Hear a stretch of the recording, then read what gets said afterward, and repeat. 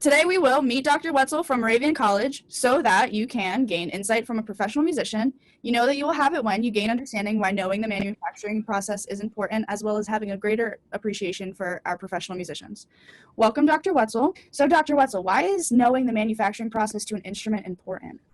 Well, it's important because you need to know the quality of the instrument. You need to know how the instrument is going to play. It's like buying a really cheap car or a very expensive car. What's the difference between a cheap car and an expensive car? It's the quality of the parts, quality of the materials, and how it's put together. A cheap car will break a lot. You buy a cheap car and you're going to spend a lot of money replacing parts, replacing engines, fixing the transmission. It's the same with an instrument. And the more it's broken, the less you have an opportunity. The more your car's broken, you can't drive it. Same with an instrument. When an instrument breaks, you want it to last. You can't play it. So you want it to be sturdy. Also, you want to know that the people creating it are professionals and they're craftsmen. When you buy a cheap instrument, the reason why it's cheap is because a lot of it is made by machines. In other words, they're not spending a whole lot of very close attention to. It's easier or cheaper to use machines to make stuff because they don't need to eat, they don't need health insurance, and when they die, you just throw them away, or when they break.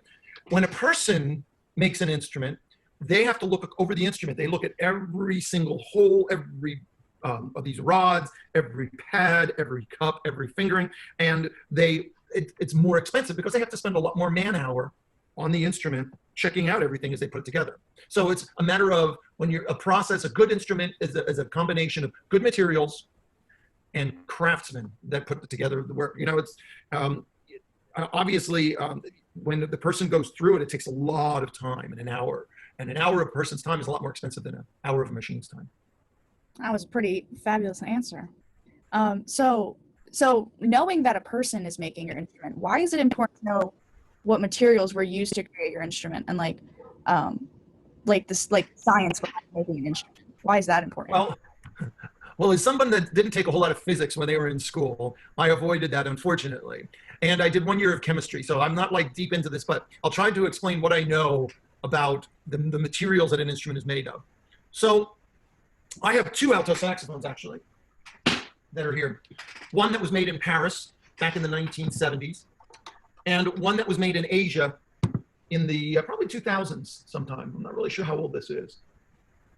The Paris model, Selmer, the metal is heavier, it's denser. And when it vibrates, and sound is vibration, so when you're playing an instrument, the whole thing vibrates. The reed vibrates, but everything vibrates. The air inside the instrument.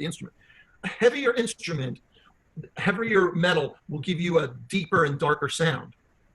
All right? A lot of the Asian instruments, like this one here, this is a Yamaha, is good, and they've gotten better, but it doesn't have quite as deep a sound. Now, for the player, they might prefer the darker sound that a European instrument makes, or they might like the lighter sound that a Japanese model makes, like this Yamaha. Unfortunately, very few instruments are made in the US anymore. There are some instruments that are still made in the US, but very few. Most of it's been outsourced, and even the Japanese model, the Yamaha, many of that isn't even made in Japan anymore. It's outsourced to other parts of Asia, as is this. But anyway, so the metal has a lot to do with the sound quality of the instrument. The heavier the metal, the better the sound quality, everybody would argue. Second of all, as I mentioned before, if you make something out of cheap materials and it breaks, that means that it's going to make for more repairs. And we already talked about what happens when you have a lot of repairs. It's not good. And you can't play the instrument. Likewise, all of these parts, if you look very closely at the saxophone, you see a lot of precision-made rods, springs, keys, all of these pads that go up and down here, okay? And all of these have to be absolutely airtight. When you close one of these holes, and basically this is just a long tube bent over on itself, okay? If we were to straighten this out, it would probably be about this long straight, but they put it like this so you can reach it. It's just a long tube with a whole bunch of holes in it, and the longer the tube is, the lower the sound. The shorter the tube, the higher sound. If one of these holes is not covered precisely, instead of getting a nice clear sound, like you get this, nothing comes out. So the quality of the materials and the precision will make it airtight. It has to be absolutely airtight. Otherwise, you're going to have to work a lot harder in order to get the instrument to work, to make it sound.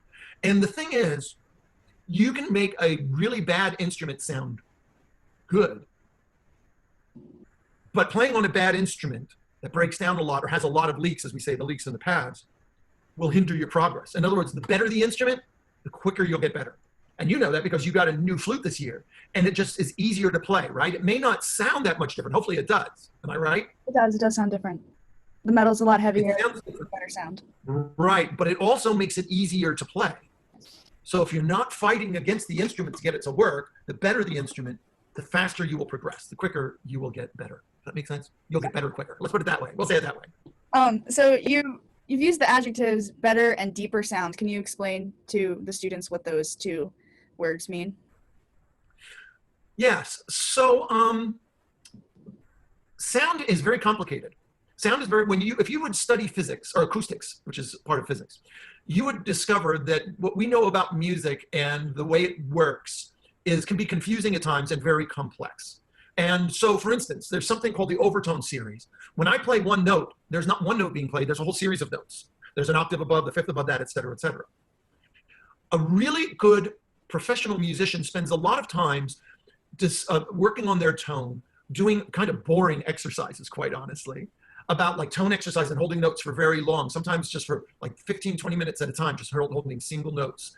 And what they're doing is they are discovering different parts of their sound and learning how to control different parts of their sound so that it gets a good, pleasing sound. You know, you'll hear, and if you start an instrument and you play right next to your saxophone teacher or your trumpet teacher or trombone teacher, you'll play and you'll notice that your teacher sounds different.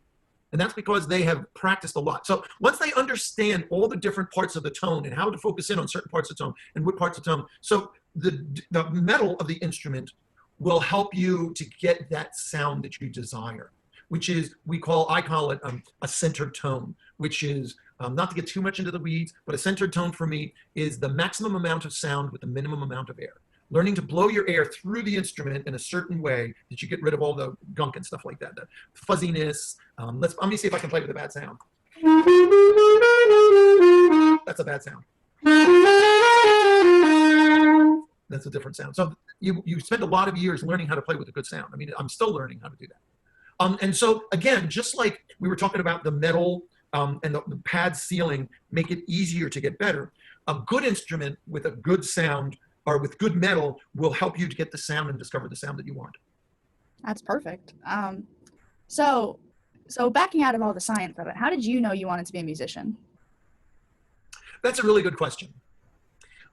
Phil Woods, who's one of my saxophone playing idols, who unfortunately just passed the last few years, passed away. Phil Woods said that if you have a choice about what you should go into other than music, then you shouldn't go into music. In other words, if you're thinking, well, I'm not sure whether I should be an accountant or a musician, chances are you should be an accountant. Maybe you can major and do music on the side.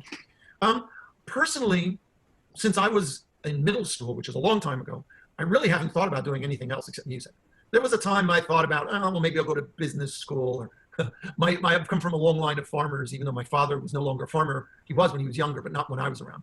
I thought, well, maybe I'll do farming. No, it was just like there was nothing else that really interested in me, nothing else that I had a passion for. And I was good at music. I think that had a lot to do with it. It's an interesting story. When I was in third grade, I hadn't played the saxophone yet, but my parents or my family had bought me a toy saxophone.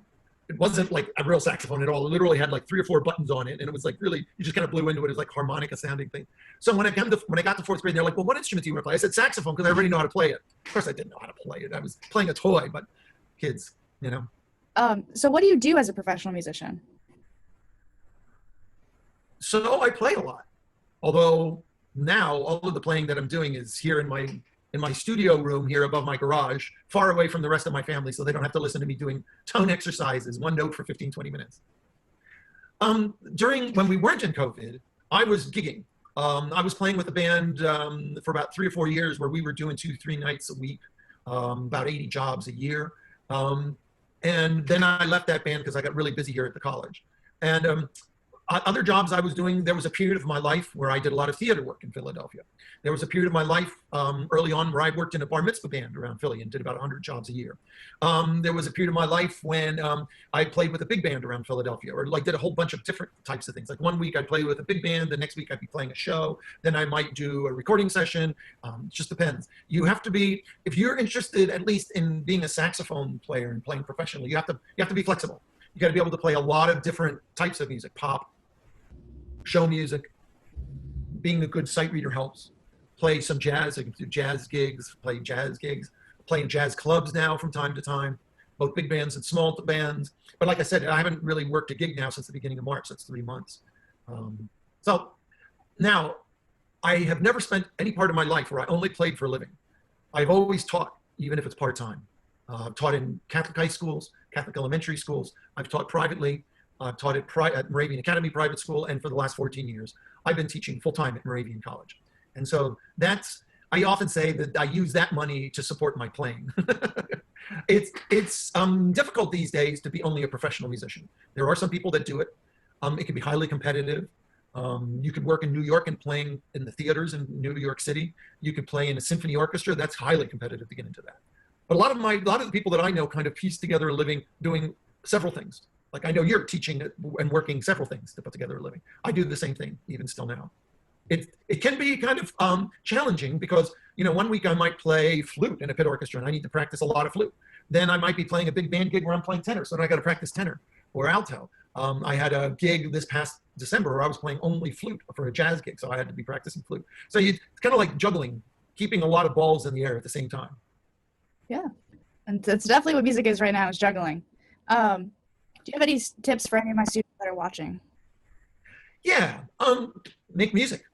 Make music. Just find something that you enjoy doing and do it. There's a lot of different ways that you can get involved in making music. Everything from just being home and learning some chords on a guitar, or getting some kind of software program like GarageBand, and creating your own tracks. You don't necessarily even need to play an instrument. Although playing an instrument can be the most rewarding thing as far as I'm concerned that you can do, but it often takes the most work of all of those things that I mentioned.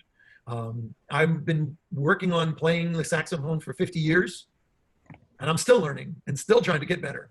It's one of those things. The more you learn, the more you know, the more things you realize there are to know. Like you learn a certain thing, you're like, oh, that's kind of interesting, and then you start really delving into it and putting some time in, and you realize, oh my gosh, there's just so much, I'll never learn all of it. And that's pretty true. But start enjoying it. Fine. I think too, the most important thing to do is to have an open mind about different types of music. I like to play all different types of music. As a matter of fact, one of my latest jazz records that I put out a few years ago was all based on country western music. So it's kind of like an amalgamation of country western and jazz. That's awesome. Would you mind playing for some of this kids? No, not at all. So you think, should we try to play it with a backing track? We could try it. I can edit it out. All right. Yeah, if it doesn't work, and then maybe we can try it. Let's see. Let me get myself set up here. This is a tune that I really like called There Will Never Be Another You, and we'll see if you can hear the track and me playing it.